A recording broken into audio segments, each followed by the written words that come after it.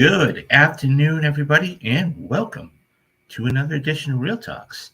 I'm your host, David Steele. Um, I hope everybody had a fabulous weekend and enjoyed themselves, and maybe went to the movies to see the new film that just came out. So that was interesting to say the least. And guys, if you want to check out the spoiler cast I did with Matthew Anderson, it is up on the channel right now. Um, I am continually putting brand new podcasts up.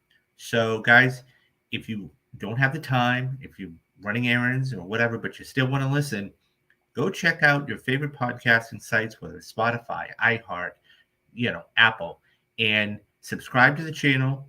Leave me a review, and I'll definitely put you on the channel. I'll tell everybody about you.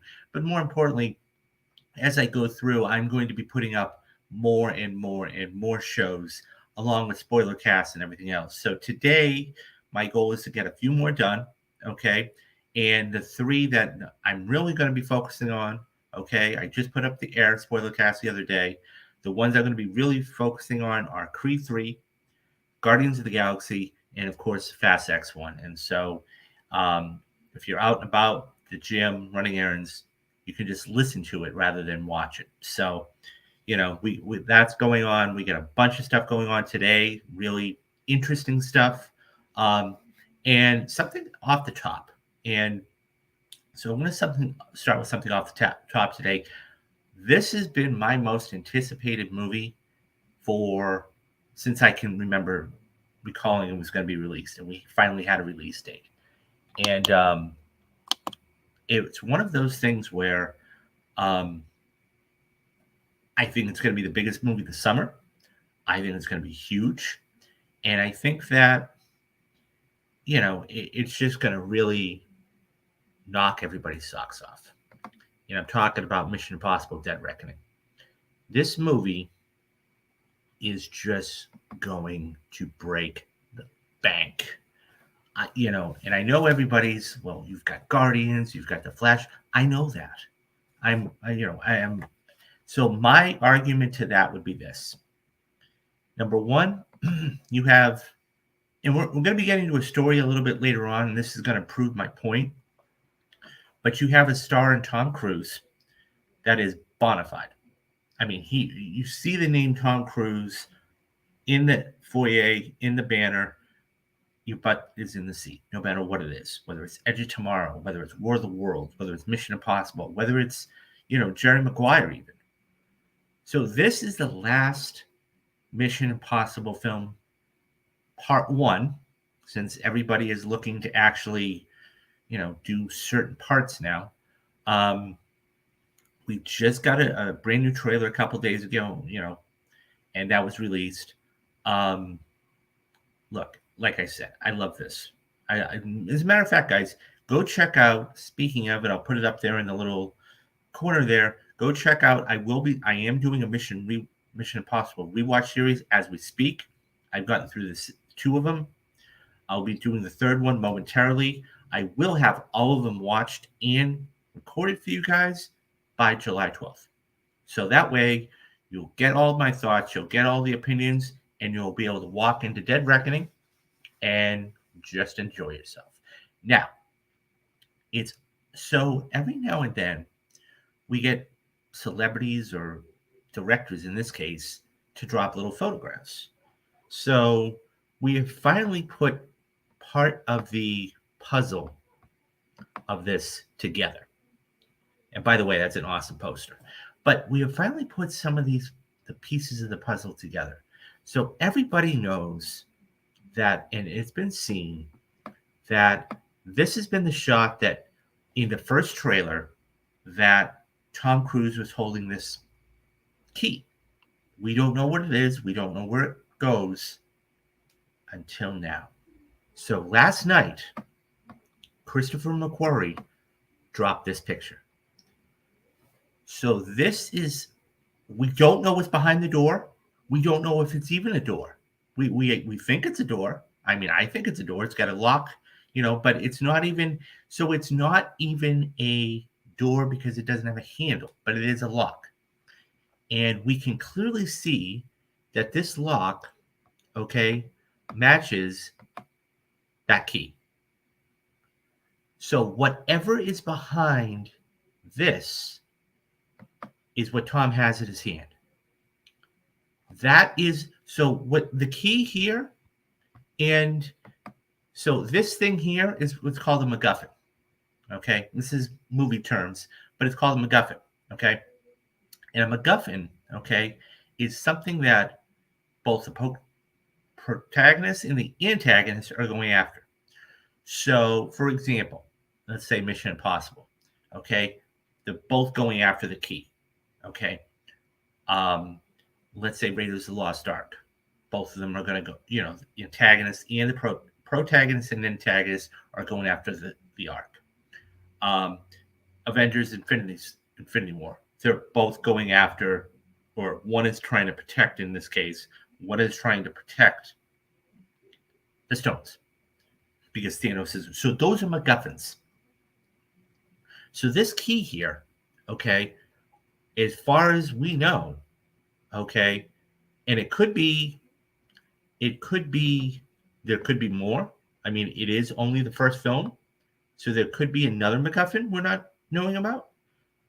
My guess is there is going to be one, because whatever's behind that lock is going to be extremely, extremely valuable. So I found it fascinating, though, that we're starting to, we're only, like 6 weeks back of this.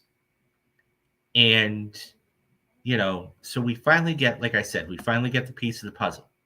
So Christopher McQuarrie dropped this on his Instagram last night. And as you can see, like I said before, that key fits into that lock. We don't know what's behind it. We don't know if it's a door. We don't know if it's a case. We don't know what it is. So the pieces are slowly starting to come together. And I guys, I've been championing this film all along. I think this is going to be fabulous. I think this is, I was kidding with somebody the other day. I said, I think the way they should end it, as corny as it may sound, is that last jump. Okay, when he's going, and this is that poster, this is that promotional poster, I was just talking about, where he takes off. I said, wouldn't it be awesome if that's where it ended? I mean, you want to talk about a literal cliffhanger, that would be it. And I think that, regardless of what happens, we don't know. I mean, is Ethan going to survive? Probably, more than likely, but we don't know. He may die in the second part. We don't even know that. Anyways, what did you guys think about the photograph from McQuarrie? What do you think is in there? Is it a case? Is it behind a door? What do you think is there, and how do you think it's going to be gotten, for lack of a better word? Are you guys excited about Mission Impossible? Do you want to see this, or are you going to wait on it? Let me know your thoughts down in the comments, and I'll get back to everybody. Okay, so as we move from one story to another, one blockbuster to another, so everybody knows there was a little film that just came out this week, and I'm talking about Fast X. Fast X was this monster blockbuster.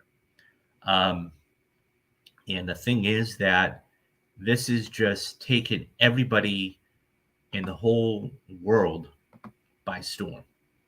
That being said, it made a lot of money. It made a lot of money this weekend. So, as a matter of fact, guys, go back, and I know I keep reiterating myself, but go back and check out the spoiler cast I did with Matthew Anderson. And so this comes to us from the Hollywood Reporter. And it talks about Fast 10 zooms into zooms into theaters, making $67.5 million, which, by the way, went up. Okay, this is why we have estimates and then we have final numbers. And $319 million globally. Universal's Fast 10 raced into a North American debut to $67.5 million in a rousing $318 million.9. So let's call it 319. 319 million globally as the core franchise winds down. That's a promising start for the 10th installment for even if the movie is seeing lower returns in the United States. Things are different overseas, where Fast 10 cleared a huge $251.4 million in its international debut. Its global opening marks its number 2 debut behind fellow Universal's The Super Mario Bros., which made $377 million. Internationally, it is the top opening of 2023 so far. The action pick easily wrestled the box office crown away from Marvel's and Disney's Guardians of the Galaxy 3, which is now in its third week. Guardians 3, which is no slouch, earned another $32 million domestically and $48.8 million overseas for a pleasing total of $659.1 million.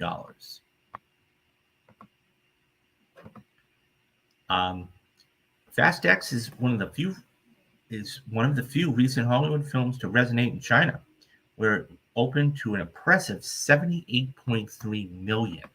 That is an impressive opening for China. Other territory highlights: it took a sizable $16.7 million in Mexico, followed by France at $9.7, Brazil $9.6, India $8.6, Indonesia $8.4, Germany $8, the UK $7.6, South Korea $6.7, and it scored a franchise best $7 million in China. In North America, Fast X received a B+ cinema score from the audience, the same grade given to the Fast 9, the Fast Saga picture went, which debuted domestically to $70 million in 2021, when the pandemic still posed a major challenge to the box office. That compares to a franchise best domestic $148 million for Fast 7 in 2015, followed by $98 million for The Fate of the Furious in 2015, and $97 million for Fast and Furious 6 in 2013, and that's not adjusted for inflation. Louis Leterrier directed the 10th installments in the popular franchise, and he's also on board for the 11th. While that film is the final installment in Universal's main Fast series, there's plenty of opportunities for spin-offs. Vin Diesel leads a huge cast of familiar faces in Fast X, including franchise mainstays Michelle Rodriguez, Tyrese Gibson, Ludacris, Sung Kang, and Jordana Brewster. Newcomers include Jason Momoa, Brie Larson, Rita Morano, who plays Diesel's grandmother, Nathaniel Emmanuel, John Cena, Jason Statham, Alan Richardson, Daniel McKellar, Scott Eastwood, Helen Mirren, and Charlize Theron also star. Over the course of the many Fast films, Dom Toretto and his family have outsmarted, outnerved, and outdriven every foe in their path. Now they must confront their most lethal opponent they've ever faced, a terrifying villain in Mimosa, emerging from the shadows of the past, who's fueled by blood, revenge, and determined to shatter the family once and for all and destroy everything that Dom loves. Universal and Illumination's blockbuster Super Mario placed third domestically with $9.8 million. Globally, it's cleared another milestone as it's passed The Incredibles' $1.243 billion to rank as the third biggest animated film of all time, with $1.248 billion in worldwide sales, not adjusted for inflation. Focus's film The Book Club, The Next Chapter, which is meant for the older females, fell off a steep 57% in its sophomore outing to $3 million for a domestic total of $13.1 million. And the sequel Evil Dead Rise came in number 4, rounding out the top 5 in its fifth week with $2.4 million. Overseas, the Warner Brothers Pictures has earned another $3.4 million for an impressive foreign tally of $77 million and $141.5 globally. Okay, let's talk about this, guys, because This is something that's just, it's a phenomenon. Fast 10 has been around, or I shouldn't say Fast 10, the franchise itself has been around for 21, 22 years. Okay. This started all the way back in 2001, and they were really, really good. And props to Matthew Anderson because, we just had him on the show the other day, and I know I keep reiterating, but he sat down and he watched every single film. Now, he didn't like some and compared to others, and I got to be honest, like, I stopped after Fast Five. I checked out. It just got just too crazy. I could suspend disbelief, but this was just like, wow. So I had not seen any of the films prior to Fast 10. I had, Fast 7, Fast 8. I hadn't seen any of those. I knew that they had brought back Han. Okay, that was that whole hashtag Justice for Han, whatever. Okay. Overall, the movie, I said this in a tweet I put out the other day. By the way, guys, if you want to follow me on Twitter, that is my handle down there in the bottom left-hand corner. Go follow me there. I'm always on Twitter talking about movies, tweeting about movies, everything about movies. In spaces, hosting spaces about movies. So go check that out. So, it's one of those things where, I basically, I checked out after Fast Five, but I gotta say, okay, this movie was one of some of the craziest action I have ever seen in my life. It tried to be too funny, if you can even believe that. Some of the gags worked. And I'm not going to give anything away, but if you want to go check it out, you can, anybody who's seen the film knows what I'm talking about. Some of the gags worked and others did not. That being said, this isn't a bad opening. Considering the, considering the budget of this movie, this isn't bad. Now, it's going to have to make its money up overseas. There is no doubt about that. Okay. Because this, it's going to have one more week. Okay. I mean, Little Mermaid is going to, be doing some business, but that's for a different demographic. If this movie holds strong, it will make anywhere between 35 to 40 million. But people are going back to that because they want to have a good time. Do not go to this movie. And that's the other thing about this franchise is it knows what it is, right? It knows what it is. Whether it's cars jumping out of buildings, whether it's, them, dragging safes across the Rio de Janeiro, whatever. It knows what it is. It's an action franchise. There were a lot of problems with this movie. Okay. Not a lot. There were some problems. One thing, I'll talk about the box office in a minute. One of the big things about this movie was there was way too many people in this movie. I mean, now, there are comparisons out there to Infinity War, and I get that. I would compare it to Infinity War myself, but with one caveat. There was story behind Infinity War. There were stakes behind Infinity War. There are no stakes here. Okay. But I had a good time. And that's one of the main things why you go to the movies is to have a good time. Right? So as far as the box office is concerned, it did really well. It did really, really well. And I think that all being said, it's going to, it's going to do well next week, I think. I mean, depending on, it always amazed me because, I mean, you take a look at something like Guardians, for example, that still made $32 million. Think about that for a minute. That made $32 million. That's incredible. And I mean, you want to talk about a movie that has legs? It is unbelievable. So, I mean, even Super Mario made a good amount of money, and it's in its sixth week. Um, I think at the end of the day, okay, we are all just like, you know, chomping at the bit is not the right term, but it's one of those things where I think we're all just waiting, right? I think we're all just waiting for June, because I honestly, you know, this movie was good. I mean, not good. It had its problems. It was fun. It was bombastic. It was wild. Um, I can only imagine. I can only imagine what the next film's going to be. And I have a couple of ideas. And guys, I'm not going to spoil. As I said, I'm not going to spoil anything for you. Go check out the spoiler cast. The the post credit scene. So the post credit scene there actually was fascinating, and I think that. Sorry, guys, the stream just seemed to. There we go. Sorry about that. The stream just kind of glitched.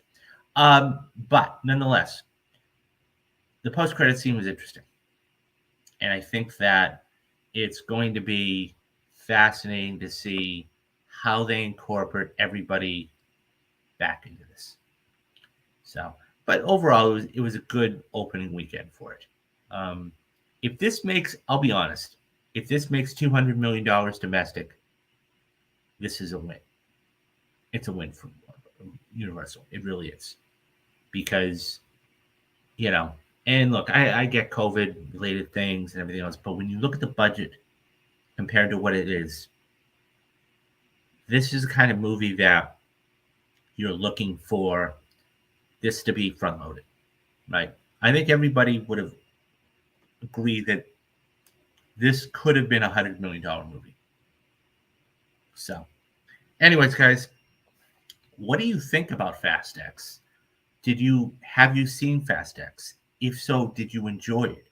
Would you go back and see it again in the theaters? And where does it rank overall in your Fast and Furious rankings? Let me know your thoughts down in the comments, and I'll get back to everybody. Okay, so we go from a blockbuster to a film that is going to be highly anticipated for the rest of the year, and I'm talking about Killers of the Flower Moon. This is one of those. This is one of those movies that, what I will say is this. I think that first of all, I'm looking forward to this movie. There's no doubt in my mind about this. Okay. Moreover than that, what I'll say is this, that we, and I say we, I mean the audience as far as the movie going audience, whether you go at, once a month or once a week, we have to start to appreciate things before we lose them. And, my good friend on Twitter, we just, we have, by the way, Skadoosh is his screen name. Go check him out. He does spaces quite frequently on all these different topics. And last night, because it was screened the other day, we did a top 5 Martin Scorsese, ranking. Now, if you can't find the screen name, just follow me, and then, look in my followers, and you'll find them there. That being said, Scorsese, I put him in the top 4. He's in my Mount Everest as far as pictures, as far as directors. Okay, I think it's going to be Spielberg, it's going to be Scorsese, it's going to be, you know, Coppola, and then it's probably going to be Cameron. Okay, because those four men, three of those four men grew up in a different altogether. Okay, I mean, you have the big four. I mean, you've got Lucas, Coppola, Scorsese, and Spielberg. They've changed cinema for the past 50 years. There's no doubt about it. Whether you're talking about movies like Raiders of the Lost Ark, or E.T., or Schindler's List, or Taxi Driver, or Goodfellas, or Casino, or Wolf of Wall Street, or The Godfather, Dracula, whatever it is, they've completely changed cinema. And Scorsese's not spring chicken anymore. He's in his 80s now. And his last film, The Irishman, which I still have to sit down and watch, is one of those things where I have no doubt it was his seventh best film could be a whole career for somebody. It's that simple. I mean, whether it's Taxi Driver, whether it's Raging Bull, whether it's Wolf of Wall Street, whether it's Killers of the Flower Moon, even though that hasn't been screened yet, whether it's The Irishman. Okay? I love The Color of Money myself. I think it's an underrated movie. All of that being said, this is going to be an event. When this comes to the theaters at the end of the year, this is going to be an event. Okay. The reason I bring this up, guys, is because at Cannes, okay, the Osage tribal chief says Martin Scorsese and Leonardo DiCaprio have, quote, restored trust with Killers of the Flower Moon. And this comes from THR. Martin Scorsese got perhaps the most glowing endorsement of his latest film, The Killers of the Flower Moon, at Cannes Film Festival. The Apple original feature starring Leonardo DiCaprio, Robert De Niro, and Lily Gladstone, who's pictured there. And by the way, her story is amazing too. She actually almost quit acting before she got a phone call from Martin Scorsese, but that's for another time. Explores a series of murders of members in the oil-rich indigenous Osage Nation in the 1920s, unraveling the betrayal the community faced by white outsiders and the FBI investigation that brought the killers into light. Speaking at the press conference for the film on Sunday, Chief Standing Bear, leader of the Osage Nation, said his people still suffer with it to this day. I can say on behalf of the Osage Nation that Scorsese and his team have restored trust, he said. The previous evening, the Apple film bowed to an enthusiastic reception in the Palace. Excuse me for the mispronunciation there. The audience rising for a standing ovation lasting 9 minutes among the lengthiest of the film festival so far. Scorsese spoke on how deeply his feelings of the tribal leaders impact his creative process. I knew when I had heard what their values are about love, respect, and loving the earth. And I'm not talking about making this into a political issue. I'm talking about how to really live on this planet. It reoriented me every time I heard it, Scorsese said. I wanted to know everything I could about the Osage. It's overwhelming. The more I found out, the more I wanted to put in. Standing Bear added there were younger Osage working behind the camera on the film across various departments, and also expressed his admiration regarding the work ethic of the top cast. The specter of Donald Trump also made an unlikely appearance at the press conference. The former president and potential 2024 election candidate was referred to by Robert De Niro, who drew parallels between the political figure and the character he plays in Killers, a man who pretends to be an ally of the oil-rich Osage Nation in the 1920s, only to betray them over a series of brutal murders in his quest for wealth. We see it today, and you know who I'm talking about, and I'm not going to say his name, De Niro said. That guy is stupid. It's there, and we have to keep a very close eye on it, De Niro added, referring to the evil lurking in everyday white supremacy. He went on, there are people who think Trump can do a good job.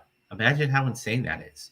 Reflecting on happier thoughts, De Niro noted that the last time he was at the festival with Scorsese was Taxi Driver back in 1976. Taxi Driver, of course, would win the Palme d'Or. So let's talk about that.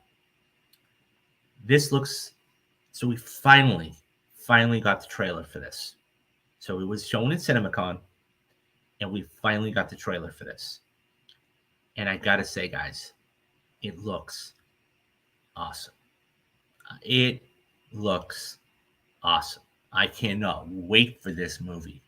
And if so, let me dive into the thoughts real quick, because the fact that Scorsese was actually able to regain their trust and restore trust is huge. Because, this is a story that I don't think anybody else could have told. I don't. Okay. I think that, he was the right person to do it because of the stories he tells. Scorsese tells hard hitting stories. Okay. These aren't your run of the mill story. I mean, he tells a Goodfellas. That's a mob movie. That's a hard mob movie. Okay. That's a hard R. Casino, hard R. The Departed, hard R. I don't think you could have gotten somebody to have done it any lighter. This is a deep, touching film, and they needed somebody to do that. And I think Martin Scorsese was the right one. Now, where this ends up in the grand scheme of things, I mean, those films I just named you are probably in everybody's top 5. Okay. That being said, this is going to go down as one of the best films, definitely in his top 10, I think. Now, truth be told, I haven't seen all of his filmography. I want to go back and watch. I have seen Raging Bull, amazing, and the reason for that is it was in black and white. That was a very young Robert De Niro and a very young Joe Pesci. And you look at their filmography and how they've worked together, whether it is The Irishman, whether it is Casino, whether it is, Goodfellas. It's not, well, I'm sorry, not Goodfellas, but I'm blanking on it. Anyways, the point is they've worked together all the time, and they're really good. This looks De Niro, and the other thing I'll say about Scorsese is this: he's taken 2 of his muses. I mean, I'm going to call them muses, but 2 of his favorite actors over the course of his career. You look at the number of films that he's done with Robert De Niro, and you look at the number of films he's done with Leonardo DiCaprio. I'm talking about Shutter Island. I'm talking about Wolf of Wall Street. I'm talking about now Killers of the Flower Moon. I'm talking about The Aviator.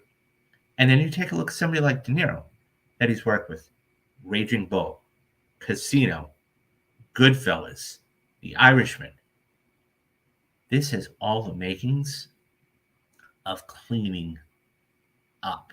Now, truth be told, we don't know what else is going to be coming out. There are a lot of good pictures coming out this summer, in this fall season. Okay, a lot.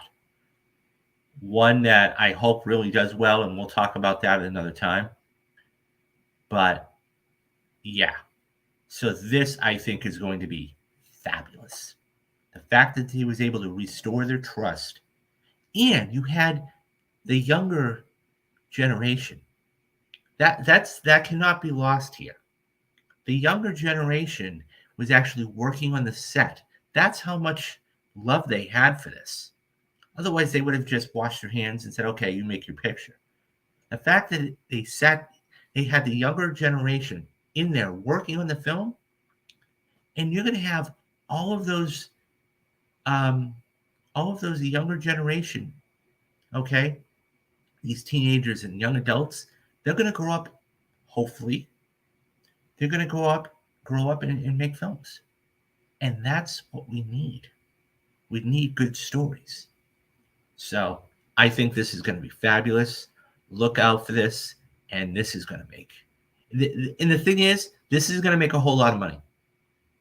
When we talk about this at the end of the year, this is not going to be making oodles and oodles like Guardians. Scorsese makes pictures because he likes the content. He's like a Clint Eastwood. He doesn't make it to make his money, okay? The man's already a legend. He makes it because he wants to tell stories, okay? And that's what this is. He's telling another rich story. Anyways, guys, what do you think about Killers of the Flower Moon? What do you think about the tribal leaders coming out and basically saying, you've restored our trust? Are you going to go see this in the theaters, or are you going to go wait until this comes to Apple? Leave me your thoughts down in the comments, and I will get back to everybody. Okay, so we move from one thing to the other. And so I'm going to just put these pictures up here. So we have, when I say we, when I always say we, guys, I'm referencing the audience as far as a whole. So we have had a lot of great action heroes over the course of the last, I would say, 30, 40 years, right? But we're starting to get to that point where there aren't that many A-listers anymore. I mean, back in the day, you had, and you probably just saw the picture. You had Sylvester Stallone, you had Arnold Schwarzenegger, you had Bruce Willis, you had Harrison Ford. We don't really have that anymore. We've got a couple of guys. I mean, hell, even Liam Neeson, taken for, let's call a spade for a minute. Taken resurrected Liam Neeson's career. If you take a look at what his filmography is after Taken, he did a boatload of action pictures. Whether it is, and by the way, that was a franchise for him. Taken 2, Taken 3, The Commuter, The Gray, Run at Night, Run All Night. He did a lot of pictures. So, but beyond that, I would even call the A-Team an action picture, okay? Which I loved. All that being said, I think that, we are starting to, we don't have any A-listers anymore. So Harrison Ford, and we're going to stick with the whole Cannes Film Festival thing. So Harrison Ford, of course, was at Cannes for the premiere of Indiana Jones and the Dial of Destiny. And so this comes to us from Variety. And basically this talks about how the article is entitled, "We used to treat movie stars like gods. Hollywood grapples with the loss of young star power." The hottest package at this year's Cannes Film Festival stars a 76-year-old action star in a reboot of a movie that first dazzled moviegoers in 1993.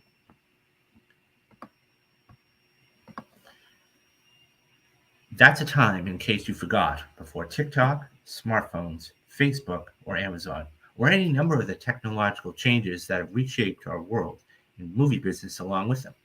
And yet Cliffhanger, with Sylvester Stallone bravely mounting the summit, is seen as one of the most commercial scripts out there that buyers were hoping to make an adventure film that could traverse borders and bring crowds in.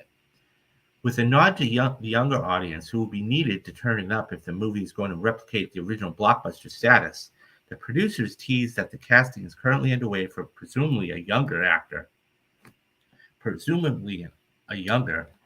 share the screen with Sly. But who will that be? Over the last 10 years, we've done a really shitty job of creating a new generation of movie stars, said one sales agent. And a look at some of the projects that are premiering on Cannes seems to bolster that argument. There's Breakout, okay, starring a 75-year-old Arnold Schwarzenegger. That will be directed by Expendables filmmakers Scott Wall. Lord of War, starring a 59-year-old Nicolas Cage. Returning to a role as an armament deer as he first played nearly 2 decades ago. Now, by the way, that picture I'm showing you guys right now is from Face Off. That's Amora, a rom-com with a 69-year-old John Travolta and the rivals of the Amazon King, a crime story featuring a 53-year-old Matthew McConaughey. In most cases, these actors have been famous globally, so since the 70s or 80s. McConaughey, a relatively newbie, had to wait till 96 from made his mark from A Time to Kill. On Thursday night, the increasingly generic nature of the star system was on full display as the Cannes Film Festival hosted a Harrison Ford's red carpet for Indiana Jones and the Dial of Destiny. As this was one of the first times he walked the red carpet since the premiere of course, Raiders of the Lost Ark back in 1981, and is still well preserved enough to be unabashedly doff off the top. I've been blessed with this body, he said sheepishly when asked about the shirtless scene at a press conference. Ford does get an assist from some of the key technological breakthroughs, appearing 35 years younger in key scenes thanks to the magic of de-aging CGI. But why hasn't there been a flowering A-lister to rival the Fords, Schwarzeneggers, and Stallone of yesteryear? Protagonist Pictures COO George Hamilton points to the collapse of the DVD business in 2008 as the moment when Hollywood stopped being able to make reliable movie stars. Nearly all of the actors and actresses who are bankable now have very successful films when DVD and videos were a huge force, said Hamilton, who is selling several films at the film festival, including Polly Finley's debut feature, Midwinter Break, starring Leslie Manville, and that's just one of them. So you can see that there's a dividing shift in terms of older and new generation. With the new generation, there's more divisions between success, because you can have the most watched show of film on a streamer, but there's still a whole new swath of society who may not subscribe and be a part of that. In 2008, just as DVD sales began its death spiral, the first Twilight movie debuted, and the franchise's next-gen stars became the centerpiece of the market packages for years to come. But nearly as all those packages ultimately fizzled in the marketplace, today only Robert Pattinson, who's 37, could carry a big-budget package to the goal line on his name alone at a market like Cannes because of the combination of his box office credentials, Batman, and critically acclaimed indie films such as Good Time. Kristen Stewart has earned critical raves in such films as Spencer, but has basically focused on smaller films instead of the tentpoles. By the way, one of the films I really enjoyed her in was Charlie's Angels. That's not a film that everybody really likes, but I love Charlie's Angels. The new iteration of it by Elizabeth Banks was awesome. I loved her in that. So, the most promising members of the up-and-coming A-listers.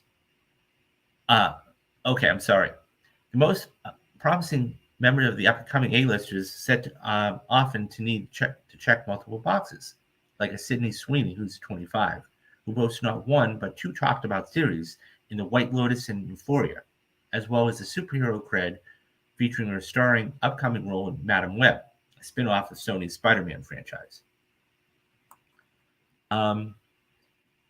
Meanwhile, the sales agents think that some of the shrinking movie star phenomenon has to do with the long-term contracts of the rising stars, such as Tom Holland, Chris Hemsworth, and have appeared in Marvel movies. Others, such as Ryan Gosling, who's 42, have been inconsistent in the global box office, despite commanding passionate followings, while Timothée Chalamet scored with Dune, but remains somewhat of an untried commodity. I think when Wonka comes out, we're going to see if he can really carry another picture like that.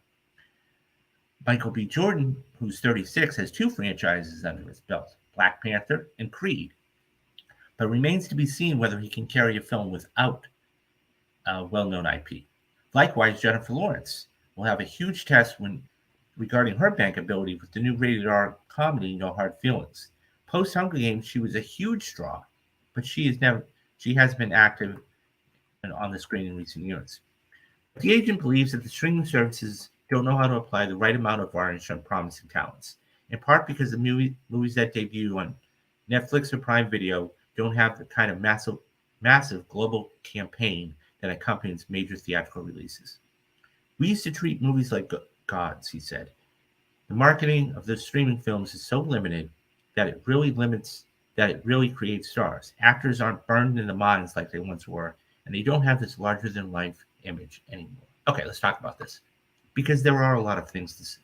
He said a lot of things here. Number one, he's right. Let's just call a spade a spade. He's absolutely right when he says all these things. There are no more, and this is what I was saying the other day. The fact is, okay, we don't have any more movie stars today. There are no more movie stars. Tom Cruise is the last movie star we have today. It is not Sylvester Stallone. It is not Arnold Schwarzenegger. He's 76 and he's close to 70. Okay. And, don't get me wrong. The thing about Stallone is, look, he's done 20, 30, 40 films, and they were all incredible. Well, maybe not all incredible, but they were a good part, whether it's Rocky or The Expendables, okay, or in the Creed franchise. He did very well. But he's not that same guy anymore. He just isn't. Okay? He was a physical guy. Hell, I forgot about Rambo. Okay? Arnold. He's 76 years old. He's not that same guy from 1982 playing Conan the Barbarian. Okay? Or, the Terminator in 1986. Or, True Lies 10 years later in 1996. We don't have the only bankable, butts in your seat type of person is Tom Cruise. And when he can come out with a movie such like a Top Gun Maverick, okay, and I know the pandemic had a lot to do with it. I'm not saying that. But that was one of the few movies that saved literally the box office in the theaters. Because otherwise, we're not talking about that. And this is why I keep harping on it all the time. This is why Mission Impossible is going to be so big. But he's the only one that can do this. He's 61 years old. I mean, what other 61-year-old Liam Neeson's out of the game. Let's just call a spade a spade. Liam Neeson is out of the game, okay? We don't have guys like, Travolta and Cage anymore, okay? I mean, they had their fun. Him with Con Air, The Rock. He had, Face Off. So this is not, we don't have any more movie stars, okay? There are no names out there that go, I want to see that. Even if it's bad. I think we really have to get and figure out who the next generation is going to be. Is it going to be a team? I would love to see Timothée Chalamet do an action movie. That would be fantastic. But he's not that kind of actor. He's doing movies like Dune and Wonka and everything else.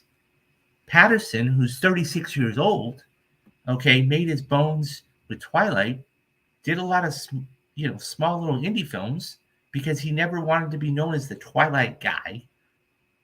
And then he gets cast in The Batman, which was a good movie. Okay? It was a really good movie. But let's face it, it wasn't because of Patterson. Okay? He had something to do with it. It was because it was a different Batman. This wasn't a old and grumpy Batman or a chiseled Batman. This was a young, year 2 Batman, and Matt Reeves did a phenomenal job with that. Coupled with the villain in the Joker, in the Riddler. Okay?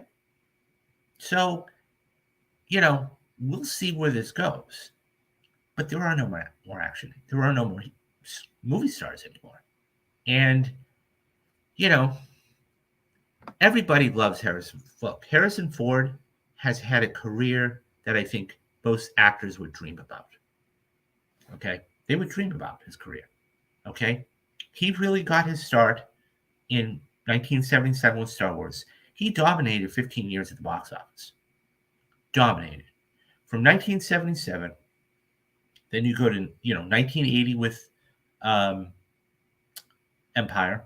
Okay, which, by the way, I couldn't believe it just turned 40 the other day.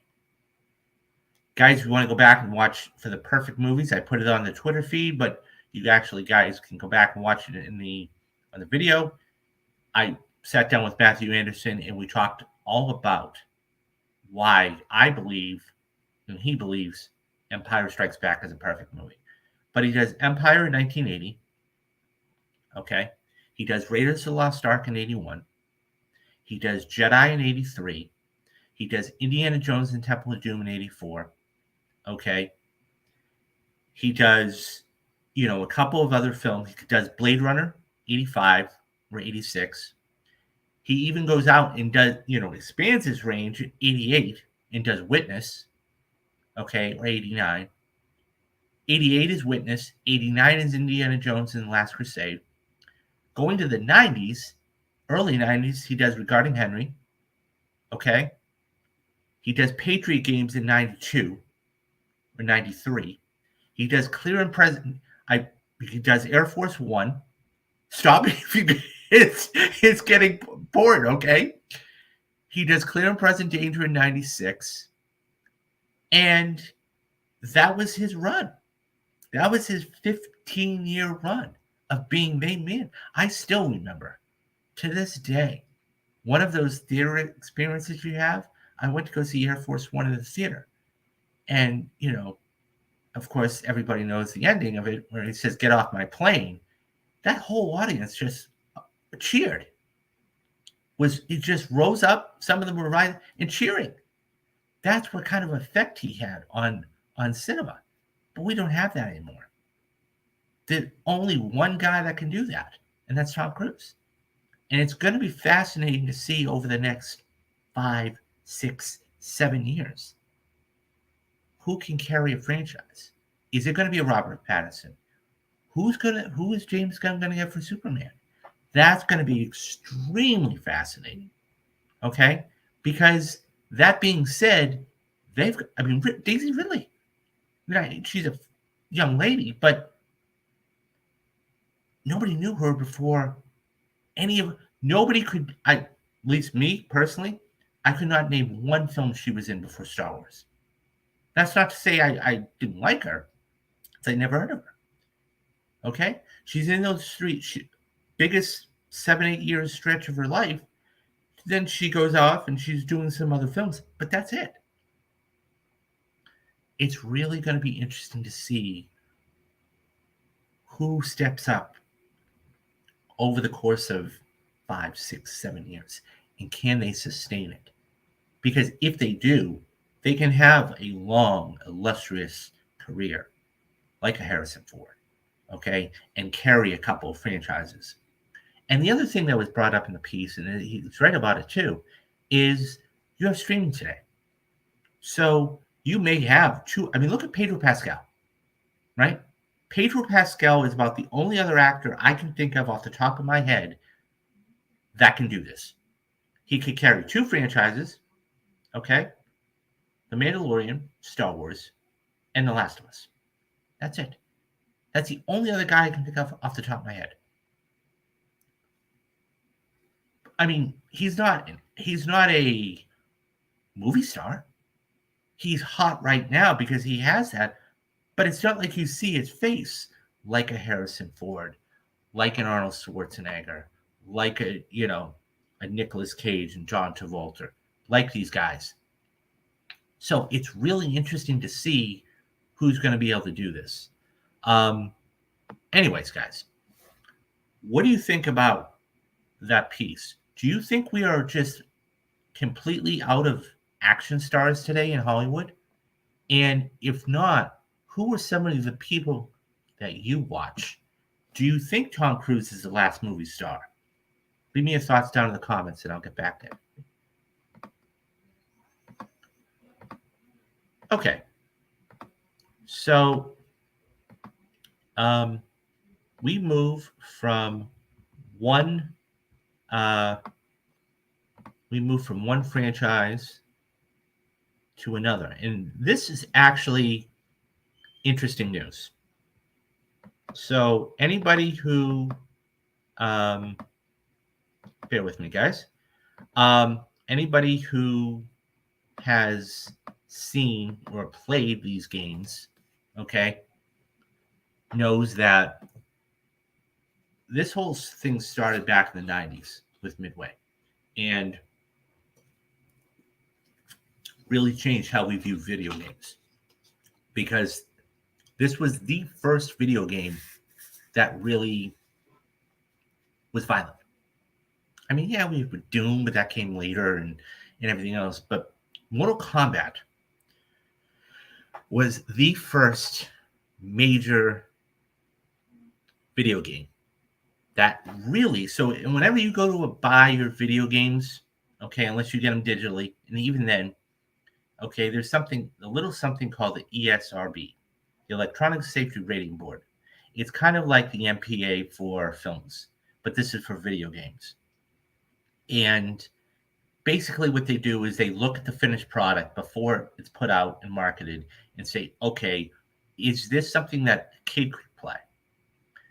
And so Mortal Kombat and Midway changed the game for a lot, literally and figuratively, for a lot of different reasons. So as everybody knows, okay, over the past couple of years, we've had another reiteration of Mortal Kombat. I saw it in theaters. It was okay. I mean, it was definitely a different take on it. But so anyways, they are going to make a sequel. And this actress here, okay, is going to be playing Jade. Okay, she is in final talks right now to be playing Jade for the sequel. So her name is Tati Gabrielle. And so this comes from the THR. Tati Gabrielle, known for her work in the Netflix series You, as well as the chilling adventures of Sabrina, is in final negotiations to join the fifth-flying cast of New Line's sequel to 2021's Mortal Kombat. Simon McQuaid, who directed the previous movie based on the video game, is back behind the joystick for the second installment, with Jeremy Slater writing the screenplay for the sequel. The sequel continues the story of a group of ragtag fighters versed in the ways of martial arts who defend our reality, which is known as an Earthrealm, against the Outworld. The first movie, released during the pandemic in both theaters and on HBO Max, remains one of the streamer's biggest hits to date. Karl Urban is already on board to play fan favorite Johnny Cage, an action movie star who enters the Mortal Kombat tournament in order to prove to the naysayers he is able to do his own stunts. Gabrielle will play Jade, a heroine first seen in Mortal Kombat 2. That was the picture I was showing you here.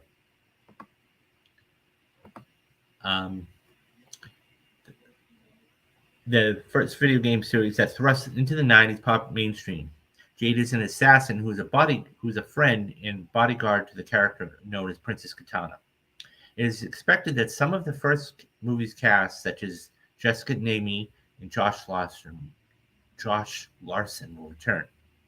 Producing are Atomic Monsters' James Wan and Michael Clear, and Broken Road producers Todd Garner.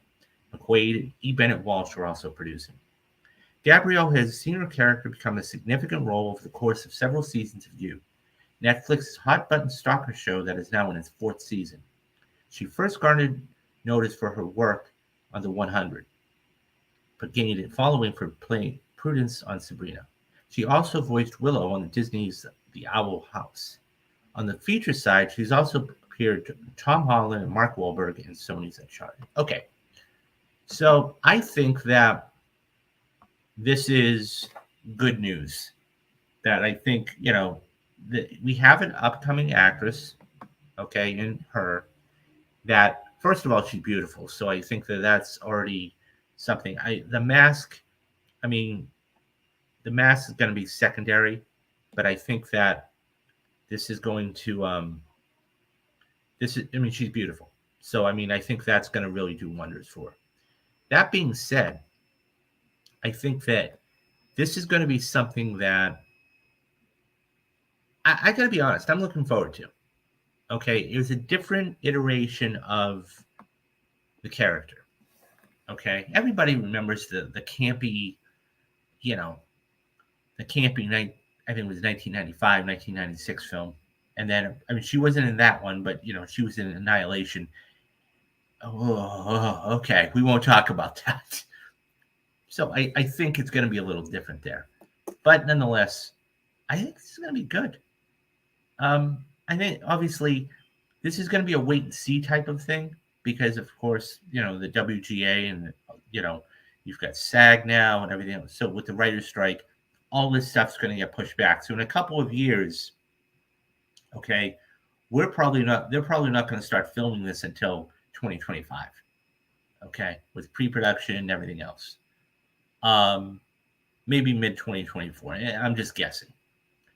That being said, I'm interested. I'm interested because I'm really wanting to see more characters and who they're going to get for this. Um, and how are they going to apply this? I mean, is it going to be the same principle where she falls so in Mortal Kombat, okay, Princess Katana falls in love with, in the original 95 version, she falls in love with Liu Kang. Are they going to do the same thing here, except, I could see like a love triangle type of thing. That would be an interesting dynamic. I mean, the first one was rated R after all, right? So I think they could do something like that. That's just me personally. Um, I don't know though. I think it would be fascinating, um, a fascinating thing. But I do think, like I said, the whole we have an up and coming movie. We have an up and coming star in this movie. We have Carl Urban. Okay, he's one of those actors that is. A, I mean, look, he can carry his own movie.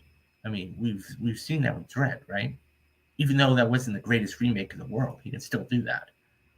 And now you're going to have some of the other ones. It's going to be a fascinating dynamic. And who's the villain going to be? What are they going to do for Shang Tsung? Or how are they going to do that? That's going to be a fascinating thing, though. Anyways, guys, what do you think about the character casting for this? Do you like this idea of her coming in, or would you rather go get somebody else? If so, who would you get? Who would you like?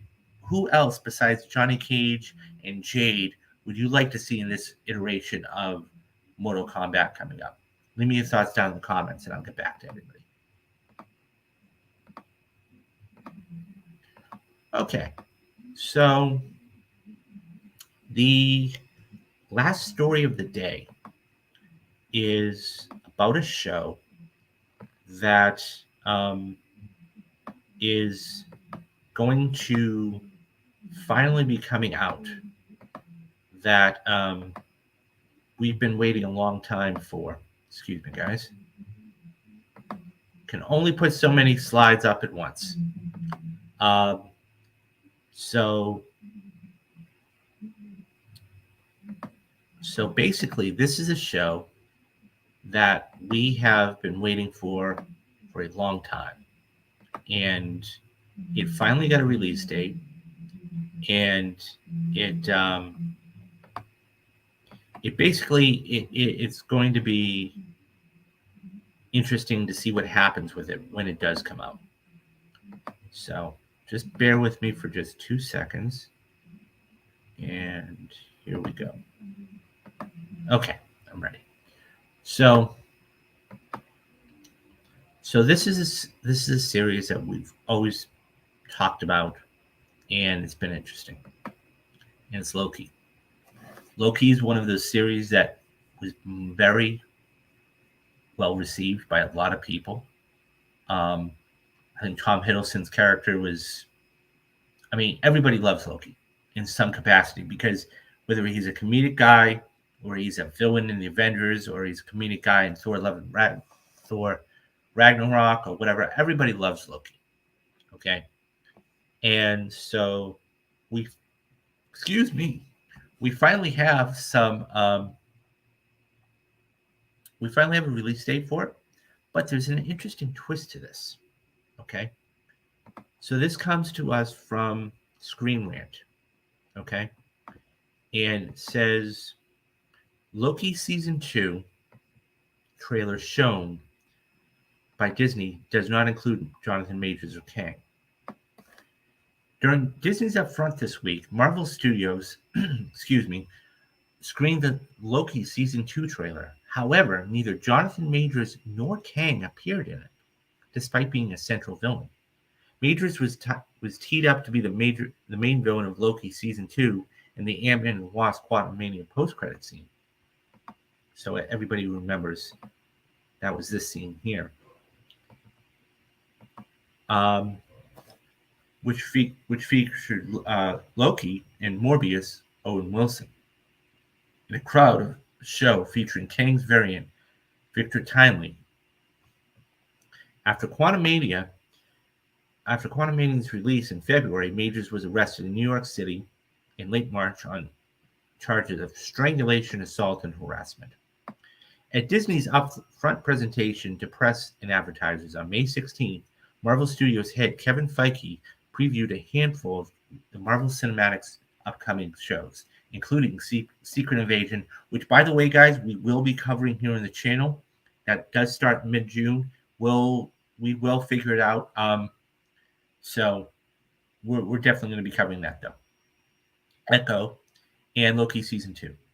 According to AXO, Tim Bangster, Feige made no mention of Majors being in the show, nor did any of his characters, Kang or Victor Timely, appear in the Loki Season 2 trailer. The trailer has not been released online, but Feige did confirm the MCU show will return later this year. Loki Season 2 is set to premiere Friday, August 6th, shifting from Wednesdays to Fridays. Neither Marvel nor Feige has commented on Majors' arrest yet, though fan speculation has run rampant whether the studio will or should recast the role of Kang. Deadline reported in April that Marvel has had zero discussions about recasting Majors. It's likely that Marvel is waiting to see how Majors' case progresses before having any discussions, let alone making any decisions. After all, it was only after Johnny Depp lost his liberal case against his son, in which he was ruled the paper was truthful when they called him a wife beater, that he was asked to resign from the Fantastic Beasts franchise. Since Loki Season 2 is finished filming and has a release date, it doesn't appear, though, that Marvel has any intention of altering the show no matter what happens with Major's case. As a result, it's possible they'll go the same route that they did with previewing Loki Season 2 at Disney's upfront and skirt around the issue of the actor being a major villain. When it's released, the Loki Season 2 trailer will likely avoid including Majors as Kang or Timely. It's possible this is meant to avoid spoilers, either for the show or Quantumania's postseason. But given Majors' arrest, his lack of appearance is notable.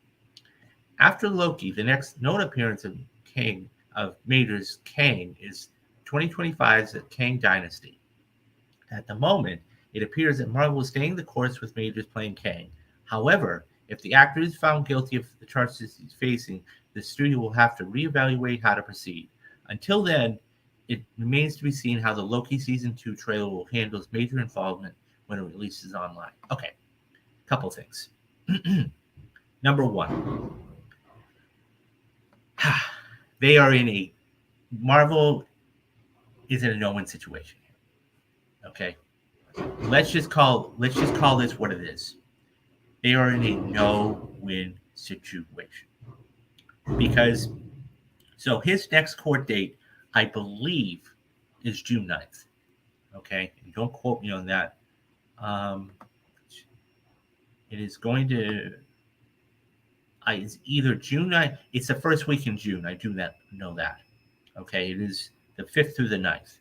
So that I do know for a fact because that's just public record. Okay, that being said, they are in a no-win situation. Okay, because if they turn around and obviously they have to see and wait, because of the Johnny Depp situation, if they recast him now, okay, then if he is found to have done nothing wrong, he lost out on a huge. Forget about the court of public opinion for a minute. Forget about that. I'm talking about the role. Johnny Depp had two major franchises, okay? Pirates of the Caribbean and Fantastic Beasts. And he lost out on both of them, okay? If it's found that Majors did nothing wrong, okay, and this is, I mean, that's why we go through due process, okay? If it's found that he did nothing wrong, then everybody, continues on the way. If he is guilty, they are going to have to really do some soul searching, because at that point, what's going to end up happening is that, excuse me, um, they're going to have to make a short list very, very quickly. Um, that being said,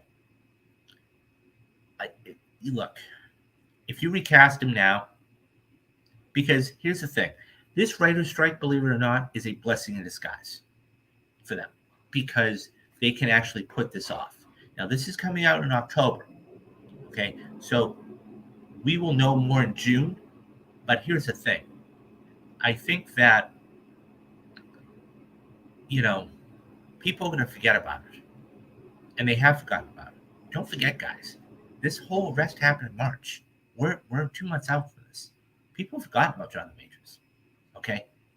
People have forgotten about Jonathan Majors. The only time Majors came up is when he went to court, and they stayed it, got an extension, and we're going to go back in a couple weeks. But that being said, there is one good thing about this, and it's this. Anybody who has seen Ant-Man and Wasp: Quantumania and, has seen the post-credit scenes, I'm not going to spoil them, you know what they are. It's like Doctor Who, that you can interchange them one for the other. So it doesn't matter, okay? I think the fact that, you're able to do that is fantastic for them, okay? You're not going to have the same gravitas, though, okay, no matter who you get, because they have to have a physical appearance about them. Look, it's going to get released in October. There's going to be, we are not going to talk about this. And I say we, I mean everybody's not going to talk about this from May to October. That's it. Until the trailer drops. When the trailer drops in probably September, okay, then, and you don't see him, and, it's interesting that they noted in the article that you're not even going to see Kang anywhere in the trailer. So, I mean, my guess is this. You are not going to, because don't forget, two things. Number one, they're probably going to have to push Kang Dynasty back. I mean, right now, it has a 2025 release date. I want to say it's, I believe it's a May 2025 release date. Okay. That being said, you're probably going to have to push that back, just because they did fire, believe it or not. Okay. They did fire the writer at May 2nd, 2025. That is the original release date.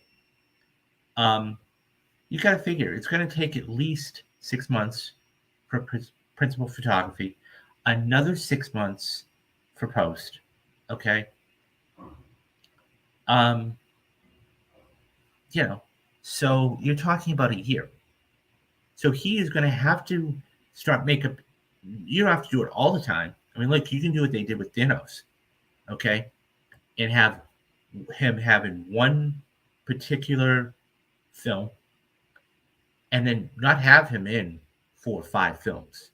Reference him, sure, okay, whether it's by name or otherwise, and then have him make one other appearance until Kang Dynasty, in which case he becomes more of a presence.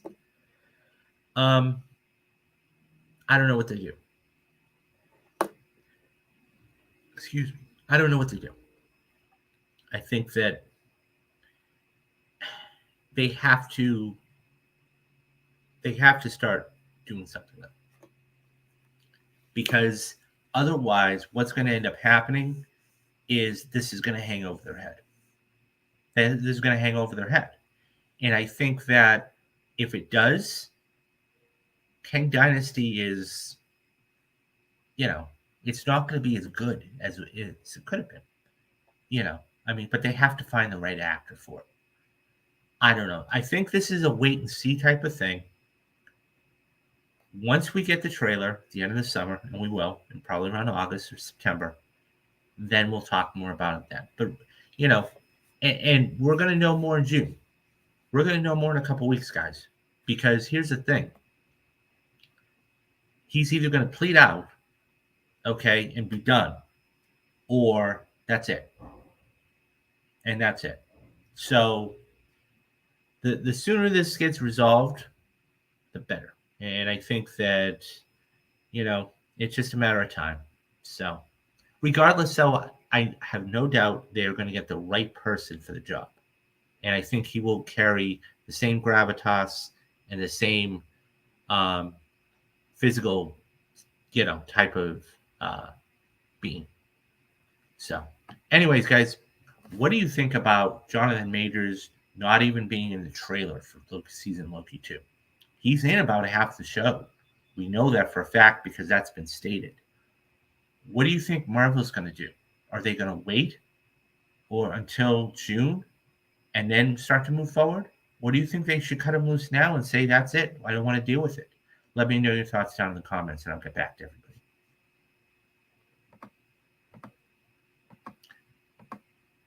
Okay, so that's going to wrap it up for today's show. This, a lot of stuff here, a lot of interesting stuff, from not only, cans, but, Fast X and all that good stuff. So a couple things. Number one, I know we're quickly approaching June. I've not forgotten about the Patreon, guys. I've been trying to put these podcasts up and whatnot. So I will be getting these. I will be getting them done. I was waiting. I was trying to find somewhere to watch Training Day. I will just do it. Okay. Because I've seen it so many times that I have it ingrained in my memory. So that being said, I will be recording the Untouchables and Training Day for the Patreon in the next couple days. Speaking of the Patreon, there's a couple ways, like it says in the bottom, you can support me. One is the Patreon. There is two levels. One is $5 and one is $10. $5 gets you Mob Mondays. That's every single month. I'm going to be doing one mob movie that, talking about it, dissecting it, giving my opinions, everything else. That is $5. This month, you guys have chosen The Untouchables, the Brian De Palma movie, which I think is his masterclass. Okay. So yeah, I'll be doing that. And then for Rewatch Wednesdays, and that's $10 a month, you get both videos. And so with that, you're going to be getting Rewatch Wednesdays, which is essentially films I've seen that I haven't seen in a while. You guys have touched on that. As I said, it's Training Day. You guys selected that for me. So that's going to be there. Number two, Super Chats. If you guys come in, you really like what you're seeing, you're hearing, I love, any Super Chats I get would be much appreciated. And, that would be fantastic. I am trying to grow this channel and get this out to as many people as I can. Guys, if you like what you're seeing, hit that like and subscribe button. Okay. I can't reiterate that enough because this is what I want to do. Number three, I am putting up podcasts, 3 or 4 podcasts on a daily basis. Like I said, go to your favorite podcasting site. Okay. Spotify, Apple, iHeart, search Real Talk, search for that picture there, and you'll be able to listen to all of these shows. If you can't see them, you're at the gym or you're out, walking the dog or you're grocery shopping. Guys, putting up all the shows for you guys. The video shows, of course, if you have time, sit down, take an hour, sit down and watch the show. But hit that like and subscribe button because, number 3, the store. I have a ton of, we have Father's Day coming up, guys. Okay. T-shirts, mugs, sweatshirts, hoodies, all that good stuff. Go to the store there. Anything you get will be will help me out, and it will be, not only will it help me out, you guys send me a picture, okay, via social media. I will make sure to put it on the show for you, and to spread the word about it. The other thing about it, the Mission Impossible rewatch series. As I said at the top of the show, I'll say it now. I'm going to be sitting down and watching Mission Impossible 3 very, very soon and recording that by July 12th. All of the Mission Impossibles I will have watched and recorded and will lead up to Dead Reckoning. Perfect movies. Perfect movies. We've been doing it for 6 months now, almost. We've done Silence of the Lambs, Captain America, Winter Soldier, Heat, The Social Network. All of these films. We're going to be doing The Dark Knight for June. So, yeah. And that's about it. So, okay. So, guys, do the 3 things you need to do. Be safe, be careful, and have a great rest of the day. And I am David Steele, and you have been watching Real Talks. Bye-bye, guys.